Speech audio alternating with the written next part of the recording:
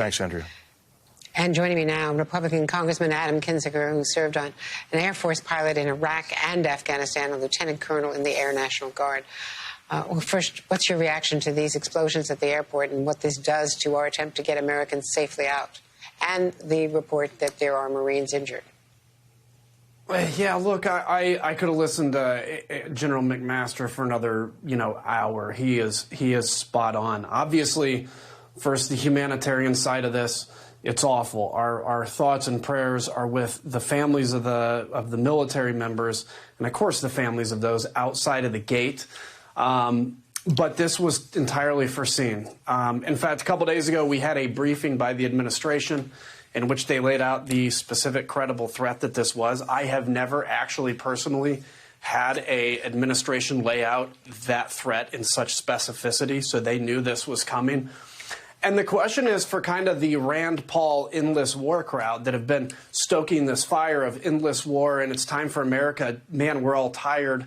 When your grandma tells you how tired you are and you eventually feel tired, is, congratulations, the endless war just got fired up again. Because if ISIS and al-Qaeda's job was just simply to get us out of Afghanistan and then we can all live in our respective corners peacefully, there would not have been a suicide attack a couple days prior to the U.S. leaving. So I fear that as terrible as this is, right now the decision we make is going to be very much determining the future of, terrorism, not just in the region, but in this world.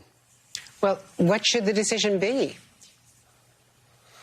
Well, I think as the general said prior, what is our goal? I think first off, in the very least, our goal should be to get every American out and every Afghan that helped us out. I think if we fail to do that, if we fall short of that, not just will the retreat from Afghanistan have been a massive mistake that's going to be, by the way, a huge recruiting tool for jihadism and future groups like that. ISIS now can go and say, look, it took a lot. We've taken some damage. We've gotten hits. We lost territory. But as, we were promised, we are now coming back. I think if we leave today and we stop the evacuation, short of at least following through that basic thing, this is going to be the most emboldening thing for the terrorists and the most embarrassing moment for the United States. Now, look, is that going to be dangerous? Yes.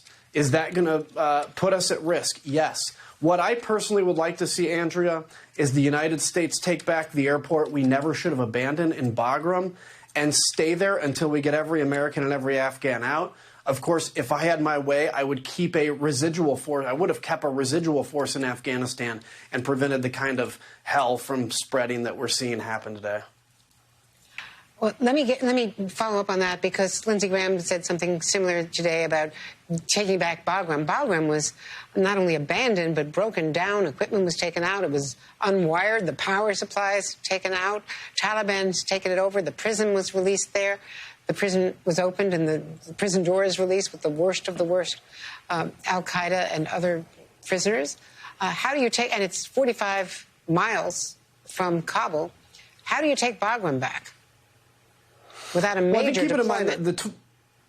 The 25 miles from Kabul issue, keep in mind, we've got basically Americans and civs all through Afghanistan, so air can shorten that distance pretty quickly.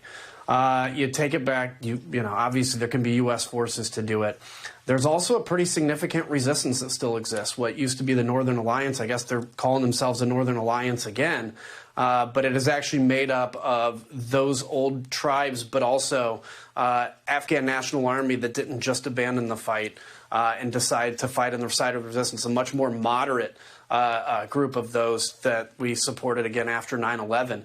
I think that's what you're going to have to do, is take that area back and then make the determination that we'll be here as long as it takes to get everybody out. Now, I recognize the difficulty of that. And the question is for Americans is, do we want to take the impact of this, see this growing threat continue to thrive, or are we willing to do tough things? And I got to tell you, no matter what we choose on Bagram or anything else, the fact that we were, sitting there going, man, we can't keep 2,500 troops there. Donald Trump was standing in front of everybody telling him how the war wasn't worth it as he's trying to negotiate a solution, for goodness sakes, and negotiate with the Taliban.